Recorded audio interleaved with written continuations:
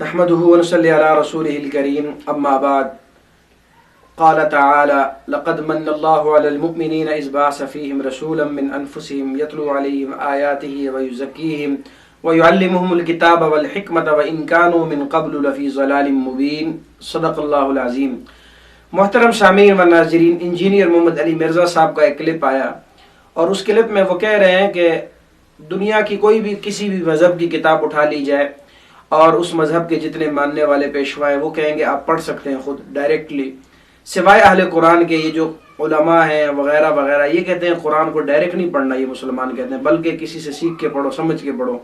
تو یہ عجیب سا تاثر انجینئر علی مرزا صاحب نے دیا ہے، یعنی وہ کہنا یہ چاہ رہے ہیں کہ آپ قرآن خود پڑھ سکتے ہیں، خود سمجھ سکتے ہیں۔ تو آپ پہلے اس کا کلپ ملاحظہ کر لیں، پھر ہم تبصرہ کرتے ہیں۔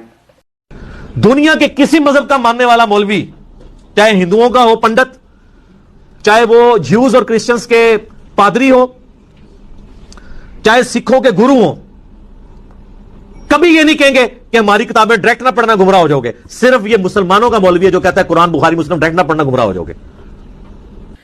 انجینئر صاحب کا آپ نے کلپ سنا ہے، انجینئر صاحب نے تاثر دیا کہ صرف مسلمان ہی جو کہتے ہیں ہماری کتاب کو ڈائریکٹ پڑھو گے تو گمراہ ہو جاؤ گے، باقی آپ یہودیوں کو اٹھاؤ، ہندوؤں کو اٹھاؤ، عیسائیوں کو اٹھاؤ، جن کی مذہبوں کی کتابیں اٹھاؤ، وہ کہتے ہیں بے شک پڑھو، کوئی مسئلہ نہیں ہے، تو اس طرح مسلمان ہی ہیں۔ بھائی دیکھو، سب سے پہلی بات یہ ہے کہ قرآن مجید عظیم کتاب ہے، اصل حالت پہ باقی کتاب ہے، لا ریب فیہ کتاب ہے۔ آپ اس کتاب کو ان کتابوں کے ساتھ اس کا مقابلہ کر رہے ہیں، برابری کر رہے ہیں جو کتابیں تحریف شدہ ہیں، جو اپنی اصل حالت پہ باقی رہی ہیں، جن کے اپنے پیشوا کہتے ہیں کہ ہماری کتابیں اصل حالت پہ نہیں ہیں، صرف اصل حالت پہ کوئی دنیا میں کتاب ہے تو وہ قرآن کریم ہے۔ تو ان کتابوں کے ساتھ اصل کتاب کا مقابلہ کرنا، جعلی کتاب کے مقابلے میں اصل کتاب کو لانا، برابری کرنا، آپ کی عقل پہ مت ماری گئی ہے، اللہ سمجھ آپ کو عطا فرمائے۔ اچھا اب چلیں دلیل کی طرف۔ سورہ آل عمران کی آیت نمبر 164 میں نے آپ کی خدمت میں تلاوت کی ہے۔ نبی علیہ السلام کی چند اوصاف کو ذکر کیا، پہلے آپ کے آنے کا تذکرہ ذکر کیا کہ امت پر احسان فرمایا، پھر اس کے بعد نبی علیہ السلام کے چند اوصاف ذکر کیے۔ پہلا وصف ذکر کیا کہ نبی علیہ السلام قرآن کریم کی آیتوں کی تلاوت کرتے ہیں، نمبر 2 وَيُزَكِّيهِمْ لوگوں کی تزکیہ کرتے ہیں، نمبر 3 وَيُعَلِّمُهُمُ الْكِتَابَ اس کتاب کی تعلیم دیتے ہیں، صحابہ کرام کو باقاعدہ اس کتاب کو سمجھاتے ہیں، سکھاتے ہیں، پڑھاتے ہیں، اس کے معنی مفاہیم تشریح کرتے ہیں۔ اب دیکھیں، صحابہ کرام کی زبان مادری عربی تھی، باوجود اس کے کہ آپ نے صحابہ کرام کو سکھایا ہے قرآن مجید، ورنہ مادری زبان عربی ہے، ان کو سمجھنے کی کیا ضرورت تھی۔ موطا امام مالک کی روایت اٹھائے، عبداللہ ابن عمر رضی اللہ عنہما نے 12 سال لگا دیے سورہ بقرہ کو یاد کرنے میں، سمجھنے میں، 12 سال آپ نے صرف کیے صرف سورہ بقرہ کو سمجھنے میں۔ تو اس سے سمجھ میں آتا ہے جن کی مادری زبان عربی ہے وہ اس نبی علیہ السلام سے سیکھ رہے ہیں اور 12 سال ان کا وقت لگ رہا ہے، اور جس کو عربی دیکھ کے نہ پڑھتی آتی ہو علی مرزا کو، وہ کہ ہمیں کیا ضرورت ہے گائیڈر کی، ہمیں کیا ضرورت ہے معلم کی۔ تو قرآن مجید میں جو عقائد کا باب ہے، متشابہات ہیں، احکامات ہیں، وہ کیسے آپ خود سمجھ سکتے ہیں؟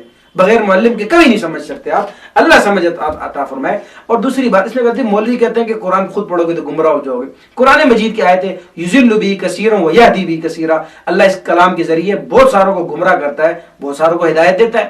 اب اگر کافر یہ معنی لے لے وہ کہ دیکھو جی یہ کوئی کتاب کلام ہے کہ جس کے ذریعے لوگ گمراہ ہو رہے ہیں، حالانکہ اس کے ذریعے گمراہ نہیں ہونا چاہیے تھا، حق پہ آنا چاہیے تھا، تو اللہ کہتے ہیں میں تو بہت سو کو گمراہ بھی کرتا ہوں اس قرآن مجید سے۔ تو آپ کیا وضاحت کریں گے؟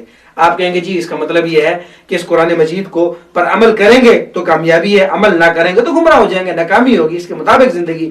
تو اسی طرح علماء کا یہ کہنا کہ قرآن مجید کو خود سمجھو گے گمراہ ہو جاؤ گے، اس کا مطلب یہ ہے، وہ کہتے ہیں قرآن مجید کو بغیر گائیڈر کے، بغیر معلم کے سمجھنا گمراہیت ہے، معلم کے طور پہ سمجھو گے تو اس میں کامیابی ہے، نجاح ہے۔